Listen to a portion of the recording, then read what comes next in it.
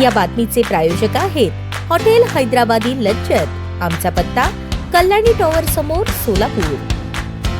पोलिसांवर दाखल केलेला गुन्हा मागे घेण्यासाठी 15 लाख रुपयांची खंडणी स्वीकारताना तिघांना जोडभावी पेठ पोलिसांनी रंगेहात पकडले। ही कारवाई शुक्रवारी दुपारी घडली। पूजा ढवळे वय 37 राहणार शिवगंगा नगर, मिलिंद कांबळे वय 47 राहणार बुधवार पेठ, लक्ष्मी लोंढे वय 45 राहणार SRPF कॅम्प जवळ असे अटक करण्यात आलेल्या तिघांची नावे आहेत। या प्रकरणी जितेंद्र रामहरी भोसले वय 42 राहणार पंचरत्न निवास, नेताजीनगर, जोडभावी पेठ यांनी फिर्याद दिली। फिर्यादी भोसलेवर गुन्हा दाखल केला होता। तो गुन्हा मागे घेण्यासाठी आरोपींनी 15 लाख रुपयांची मागणी केली। ही रक्कम देण्यासाठी शुक्रवारी सकाळी फोन करून भोसले यांना एम्प्लॉयमेंट चौकातील हॉटेलमध्ये बोलवले। याची तक्रार भोसले यांनी जोडभावी पेठ पोलिसात केली होती। घटनेची खात्री करण्यासाठी सहाय्यक पोलीस निरीक्षक विष्णू गायकवाड यांनी 2 पंचांसोबत पथकासह हॉटेल परिसरात सापळा लावून थांबले। भोसले यांनी आरोपींना 50,000 रुपये रोख, 1.5 लाखांचा चेक आणि 13 लाखांचा असे 2 चेक दिले। त्यानंतर पोलिसांनी लागलीच तिथे येऊन भोसले यांनी दिलेली रक्कम आणि 2 चेकसह तिन्ही आरोपींना ताब्यात घेतले आहे। या प्रकरणी तिन्ही आरोपींवर BNS कलम 308,